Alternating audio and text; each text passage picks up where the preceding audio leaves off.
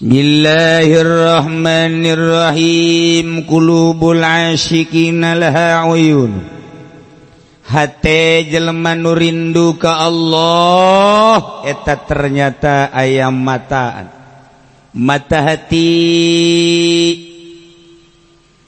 mata telinga, telinga hati. Mata hidung, hidung hati. Mata sungut, sungut hati. Mata perasaan hati. 5 mata di hati. Lamun geus mantep ka Gusti Allah bakal diinkishaf. Mukasyafah ngaranna taro mala yarahun nazir, bakal dibere neuleuh naon nu ku batur teu kadeu. Diberi neuleuh rahasia-rahasia Allah. Di jero hate urang teh bakal aya 7 lapis rahasia. 7 lapis, 1 lapis, 2 lapis, 3 lapis, 4 lapis, 5 genep. Disebut indra ke-6. Padahal ada 7. Geus maca Quran teh aya 7 lapis rahasia. Di luar ganjaran 1 huruf 10 engke bakal aya rahasia-rahasia ngalapis tadi na Al-Quran. Namun orang tadabur sakadar rahasia tadabur indah. Di luar eta saluhureun tadabur engke bakal aya energi seakan-akan urang teh didorong ku energi eta. Teu karasa. Geus tah. Di lapisan katilu urang teh geus pindah alam, maca Quran biasa bae tapi teu karasa. Kok bisa 7 juz, 8 juz sa Quran bisa cuma 1 jam atau 2 jam. Nu macana ge kaget. Aya rahasia eta. Di rahasia anu kaopat deui engke urang bakal kaget dibere ngaromong. Makna mana Al-Quran seakan-akan ngomong, seakan-akan. Ieu ka anu, ieu ka anu, ieu ka anu, ieu ka anu, ieu ka anu. Baca kula sekian, engke bakal anu. Baca kula sekian, engke bakal. Rahasiana teh eta. Bu, Masya Allah karim. Taro malayarahun nazir. Eta keur carita neuleuh ngadenge sakumaha nu teu pernah kadenge. Ngadenge kana naon nu teu pernah kadenge kudu sok ngadarenge.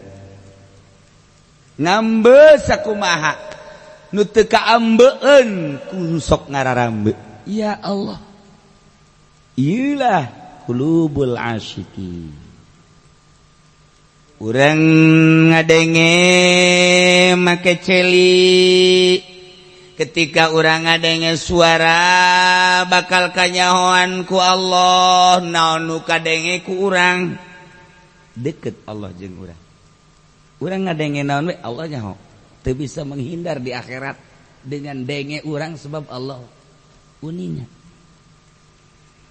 Nu mantak Allah nyahoeun lantaran Allah teh wa nahnu aqrabu ilaihi min hablil warid. Yahulu bainal mar'i wa qalbi. Deuk kumaha? Berarti ieu denge urang denge Allah.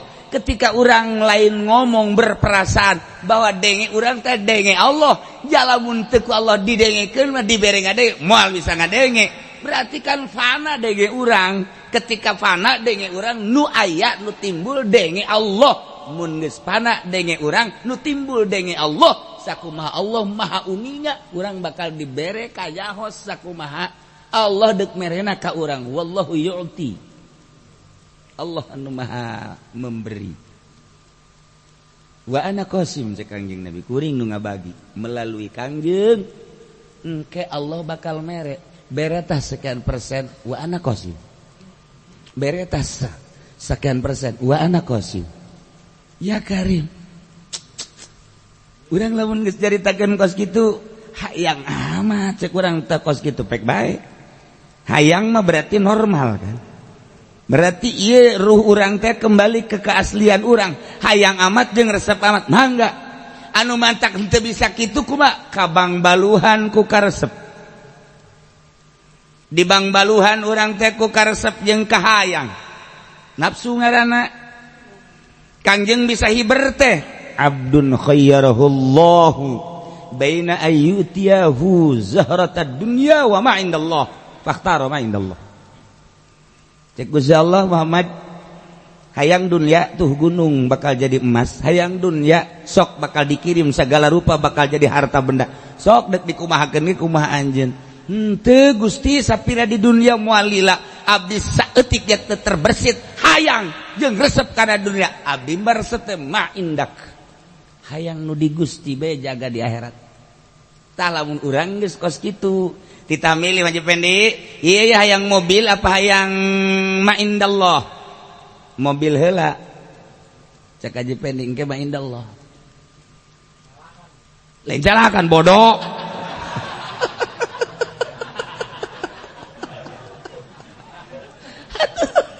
Sapira mobil atuh capek, kudu dikumbah, kudu di bensinan, kudu di olian. Atuh banding ma indallah.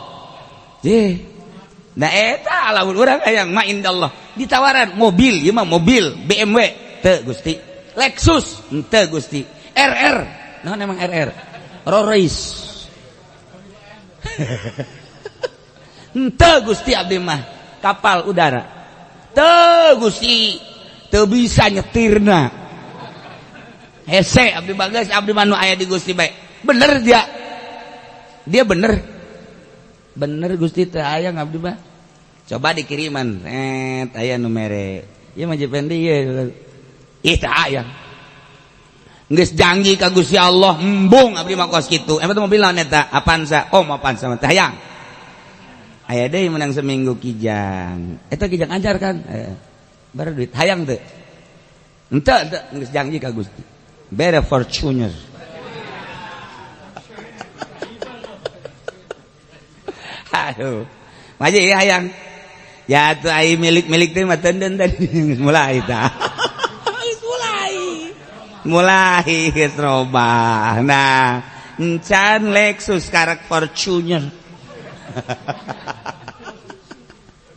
Eta geus kabang baluhan moal bisa. Tapi lamun datang ka pasar, teu, kijang, teu, Fortuner, teu, Lexus, teu, babe, teu. Mulai urang Karawang anu buleud anu didoakeun waduh Gusti asal aya liangan bae geus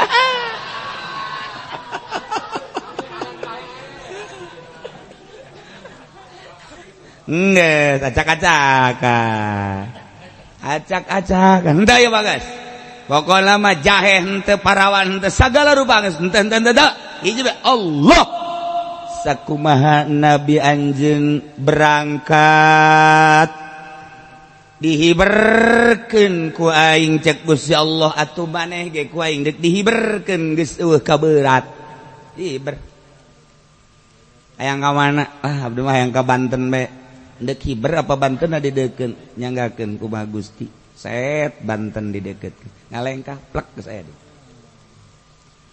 Masya Allah di Banten teh abdi mah hayang ka Cirebon mah cek Gusti Allah kun fayakun set Cirebon deket lengkah di Cirebon hayang ka mana maneh bejana Bali rame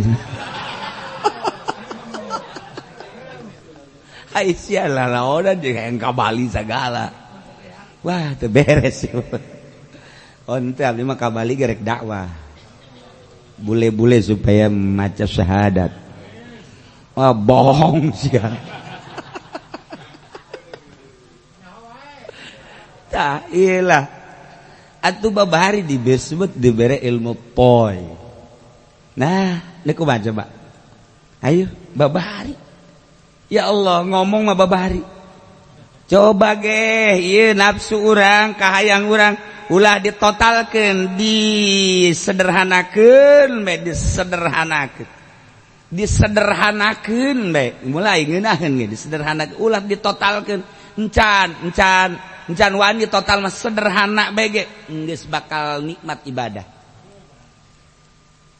Nah kuari urang fokuskeun sakumaha urang fokus deuk ka Mekah made deuk ka mana ka Mekah unggal jelema ngomong deuk ka Mekah daftarna geus tinggal berangkat doang tanda persiapan anak geus aya tas tinggal ngajingjing doang berarti bener deuk ka Mekahna kuari mantak naon deuk ka Allah fokuskeun sakumaha urang deka Mekah ulah aya kasus kasih lempeng Allah hiji be tujuan teh Allah geus ke diajak ka partai teu beusi kaganggu ka Allahna diajak ka organisasi batur bisa ge aing macan puguh teu diajak urang raramean moal beusi kaganggu aing ka Allah beusi salah ieu teh ige masalah ieu teu beusi bermasalah ka aing mah diajak kawin deui gelis teu tolol aya gelis henteu mandek geus di dinya henteu iman teu henteu sadeka Allah bakal hampang dengan cara ngagali ilmu hakikat melalui guru mursyid berthariqah cara-cara tapakeun mata Gusti abdi deuk tapa diri abdi teh lantaran deuk ka Gusti tapa tina nu ngahalangan ka Gusti mata abdi deuk ditapakeun ceuli abdi deuk ditapakeun irung abdi deuk ditapakeun sungut abdi deuk ditapakeun leungeun abdi deuk ditapakeun suku abdi deuk ditapakeun tina lungkah lengkah besi kaganggu ka Gusti sejak atuh ku urang ai teh disejak mah moal bisa disejak gara-gara baik segala rupa nu bakal jadi awaik ganjelan-ganjelan jeung gangguan-gangguan kurang dijauhkeun nu geus jelas opat gangguan Imam Ghazali ngajelaskeun hiji makhluk dua dunia nomor katilu nafsu nomor kaopat setan nah dibenturan ku zikir la ilaha illallah la ilaha illallah mulai ucutan tak tak tak tak tak deuleu abdi deuleu Gusti da geuning abdi teh paeh nu sabenerna mah lamun teu dibere hirup ku Gusti atuh hirup abdi teh hirup Gusti abdi teh paeh moal bisa denge lamun teu dihirupan ku Gusti mah ieu abdi bisa hirup bisa denge teh lantaran aya hirup Gusti Gusti teh maha hirup denge abdi denge Gusti abdi mah paeh aslina mah lamun teu bere hirup ku Gusti ieu irung abdi bisa ngambe sagala aroma-aroma lantaran aya hirup Gusti deuleu abdi denge abdi ambe Gusti sebab hirupna ge nu Gusti paehan awak urang heula sakumaha aslina lamun can dipaehan moal bisa mutu qobla anta mutu paehkeun heula ge raja aslina mah urang paeh sakumaha urang bakal paeh ketika roh urang diangkat maka memeh roh urang dikaluarkeun paehkeun heula ana kata kerenna panakeun heula ulah di aku ieu dedeleuan urang teh ulah dikaku ku urang nu Allah denge urang ulah di aku ieu teh denge Allah ambe urang ulah di aku ieu teh ambe Allah omong urang teh ulah di aku nu urang nu Allah kabeh nu Allah nu urang mah eueuh sebab ieu aya da denge deuleu jeung sagala rupa teh nu Allah geus akukeun langsung ka Allah setiap anon samang-samangsa urang ngakukeun nu Allah urang fana ketika aya keneh nu diaku ku urang moal bisa hiber geus eueuh nu diaku kabeh ge nu Allah nu Allah nu Allah nu Allah nu Allah nu Allah ieu hate aya mataan bakal dibere neuleu naon nu teu pernah kadeuleu ku batur bakal aya ceelian kadenge naon nu teu pernah didengekeun ku batur bakal ngambe naon nu teu pernah kaambe ku batur bakal ngaroecong ngomong ilham ieu teh naon nu ku batur teu pernah kabaca bisa kabaca ku urang sebab aya ilham anu ngaromong lain make ceuli nu ieu gadengena ceuli ieu bi ajnihatin tatiru bi ghairi bisa hiber make jangjang nu lain make bulu leuweuh buluan bisa hiber ka mana ila malakuti rabbil alamin ka alam malakut urang bisa sakumaha digambarkeun eta buruk teh ku urang Turki baheula digambarkeun model hewan anu sukuna opat beungeutna beungeut awewe aya jangjangan digambarkeun anana kudu dikaca Malik Balkhi baheula ngagambar eta teh urang Turki baheula mah eta gambaran teh ulah dinyatakeun bahwa burokos kitu kudu digambarkeun dibacakeun naon eta makna beungeut naon eta mana jangjang naon eta mana buntut naon eta makna awakna nu mantak digambarkeun ngana putih kemudian awe geulis kemudian dina kaca eta teh kudu dijabarkeun kulantaran kabelah dina eueuh ahli hakikat anu ngajelaskeun gambar borok modal kitu atuh diharam-haramkeun masa borokos kitu oh masalah ahli syariat mah ngaharam-haramkeun masalah padahal lamun dijelaskeun buruk eta teh gambaran-gambaran kudu dijelaskeun wali hakikat henteu salah mah kan unggal imah aya kabelah dia nama digambarna lain di kaca di kertas kabelah dia nama digambarna awewe nu geulis teh senyum teu urang Karawang atuh haram teh mana aya khusus kudu dina kaca gambarna ge kudu putih wajah wanita anu geulis jangjang eta kudu dimaknaan jadi lamun teu dijabarkeun ku ahli hakikat mal bisa gambaran naon eta gambaran di alam nu itu gambaran di alam di itu Kangjeng Nabi ditekeun ka buruk teh cek bahasa urang cek bahasa ahli hakikat tina barkun teh ngagenyai kilat geus atuh ngagambarkeun kilat eta teh digambarkeun barkun buruk kilat eta teh nu mantak lamun lain ahli hakikat nu ngajelaskeun moal kaharti eta teh sentianana pingping sentianana bitis buruk sentianana buntut sentianana kudu akur itung-itunganana jeung barkun. Nah, lantaran hese ngajelaskeun anak, lantaran nu ahli hakikat, ku ari mah ahli syariat ulah, teu salah ngaulahkeun geus sebab teu kaharti.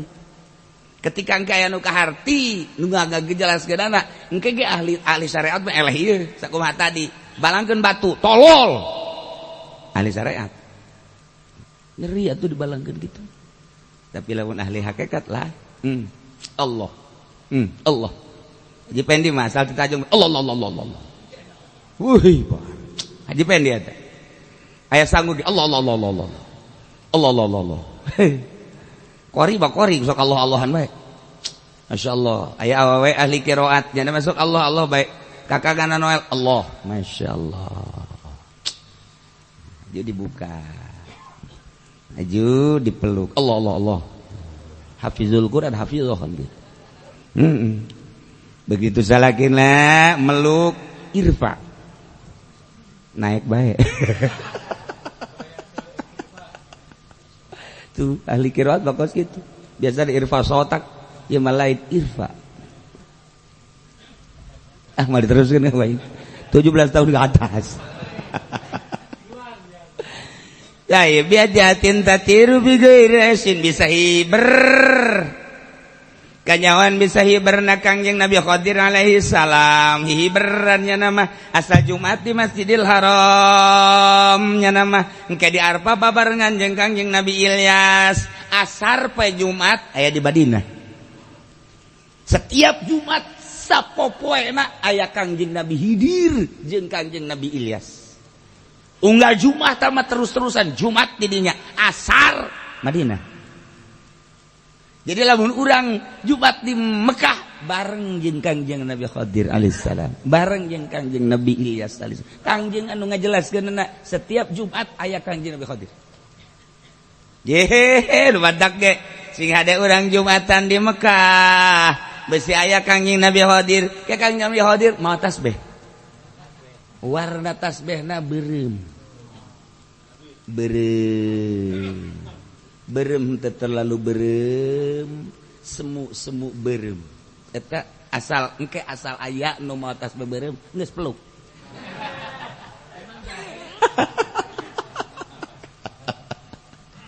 ila Kangjeng Nabi Khadir Jumat di Mekah asar engke bakalna di Madinah kayak hari Arfah salila Arfahnya di Arfah kitu bae engke nyana silih cukur uga taun Kangjeng Nabi Khadir jeung Kangjeng Nabi Ilyas hartina kumaha hiberan terus bae ku warga lamun urang osok ngawiridkeun wiridan Kangjeng Nabi Khadir kalam tazal dan lain-lain sebagainya. Tah eta teh wiridan Kangjeng Nabi Khadir.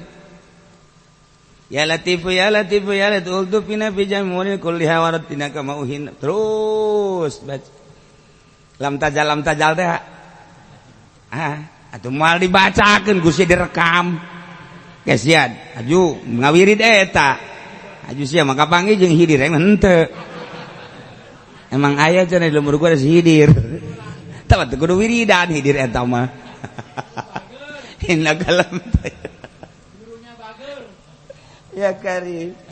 Nah eta wiridan paran mun kurang dibaca bae geus datang ka tahapan ikhlas bakal kapanggih jeung Kangjeng Nabi.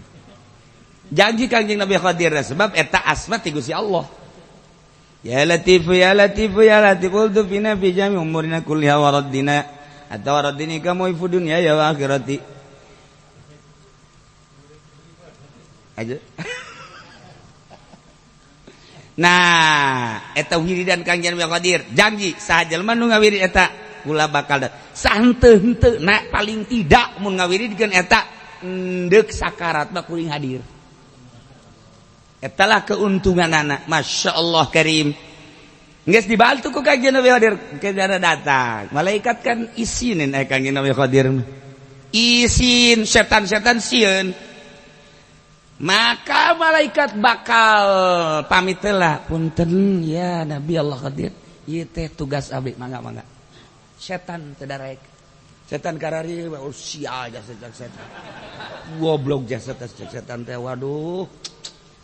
Barang belah dituna aya di nu sakarat Fendi ngaret. Nah ini nggak pernah baca nih udah digoda dah tapi nyana kan pernah wau kan jeung ahli-ahli Allah. Nah timbul waduh jana ge ayaan cek jana teh panas awakna panas goreng susuk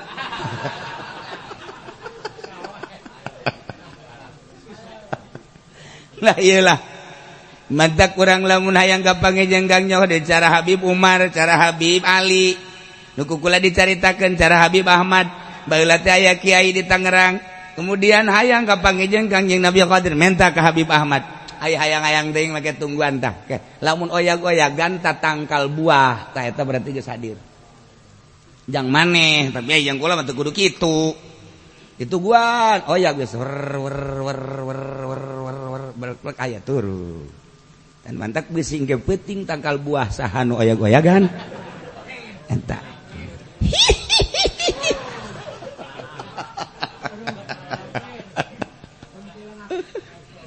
Habib Lutfi ulah dikira Habib Lutfi lain lalagan ya Pak. Habib Lutfi hayang kapanggih jeung Kangjeng Nabi Khadir di hiji tempat pelukannya set beres kapanggih geus ke ngobrol. Tadi siapa tadi? Itu Khadir. Masya Allah. Yang hayang kapanggih dia, mantap kamari serinya serta zarah ka luar Batang. Saha coba luar Batang ulah bejaan. Saha. Ulah di bejaan ieu si eta bae nyaho henteu. Coba hayu, tah bal jawaban jaga nama. Batang bae. Mah tiok mireung nya mah kadu kos kitu. Jadi mah Jakarta ge dagang lauk baheula. Tuh, ngaharewas teh menang ngaharewas. Nah bohong, terpercaya aing mah nyana nyaho. Nyana aya kapagi terus bae ugal bal busasa zarah. Hayang minta petunjuk tentang ieu Jakarta. Masya Allah. Nyana begitu zarah pelukan. Set peluk. Kabeh kan ajar jelema biasa bae. Beres zarah. Nyana ngomong. Tadi waktu baru datang dan saya pelukan tahu enggak? Itu siapa? Itu Khadir. Ya Allah. Lamun urang nyaho Kangjeng Nabi Khidir kan kurang sering kada mah sering geus bali bejakeun nu saja di mana-mana mah sering bae eta kan geus bisa jambung mantak lain lalagaan Habib Lutfi mah eta inget ka Habib Ahmad mun hayang kapanggih jeung Kangjeng Nabi Khadir selalu aya wiridanana tak diundang mun teu kondangan atuh ka urang wae ngundang si eta halo ya oke ya pengkolan ya sip langsung atuh geus pengkolan mana urang teu nyaho rahasianya atuh mah nah iyalah seperti kos kitu hartina kumaha atuh hihi beran wali Allah qulubun jak Kangjeng Nabi Khadir ge nabi atuh makhluk Allah cuman qulubul asyiqina laha uyunun tara ma la yarahun nadzirina biadnya hatin tatiru bil gairis luhur teh ingkangnya Nabi Khidir jeung Kangjeng Nabi Ilyas mah ari eta Syekh Mansuruddin ari eta Syekh Abdul Karim ari eta Syekh Asnawi Caringin ari eta geus bogo Syekh Maulana Hasanuddin Syarif Hidayatullah ari eta Syekh Maulana Yusuf ari eta Syekh Ja'far Shadiq ari eta Pamijahan tuh kalau udah bejahan coba siapa Pamijahan ayo tuh poho kan nya nama kayak saja Pamijahan kayak saja oh caknya nah Syekh tuh jadi pohoan deh kayak sakara nah lamun kamantan mah nama tulok poho-poho nah iyalah ahli-ahli Allah nyata-nyata mah qulubul asyiqina laha uyun lamun tadi jelema-jelema ahli Allah nu geus leupas tina dunia makhluk jeung nafsu jeung setan bisa halali endek moal urang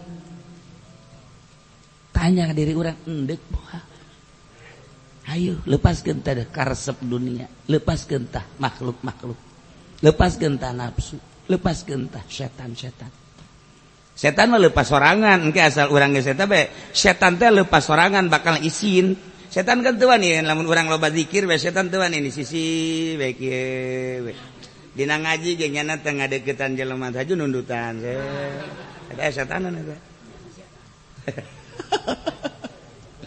kos gitulah ikeur carita qulubul asyiqina laha uyun horenganan rahasiana ulah kabeung berat ku karesep berarti fana paeh teh ngaranna awak kurang aslina paehan memeh roh keluar bakal bisa hiber sebab berat sote ku karesep awak ketika awak geus paeh atuh hiber roh jeung teu paeh roh mah teh nundutan roh mah jeung teu sare anu sare mah mata ieu nundutan mah mata ieu roh teu pernah nundutan mata Kangjeng Nabi bah lam yahtalim qatu toha mutlaqon abadan wa mataza abaslan fi maza zamani minu dawa abu falam ahmama waqaat babatun abad dan selanjutnya lam yatalim qatuto teu pernah ngimpi ibit ciciren balik Kangjeng Nabi mahtara dan lain-lain sebagainya jadi lamun urang masih kana nundutan aya nafsuan mun masih kana urang sare aya nafsuan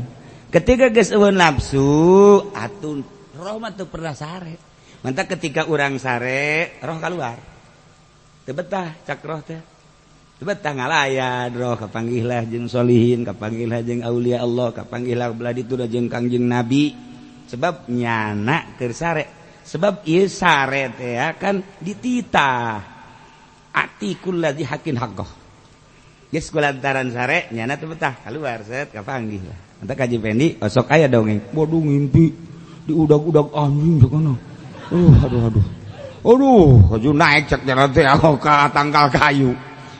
Sieun saya anjing. Aju anjing geus eueuh turu naeng ki wer ki oreng ngompol. Osok asli kareta ngimpi ki mah ngompol. Fahada toyar yaqulu wallahu a'lam bissawab.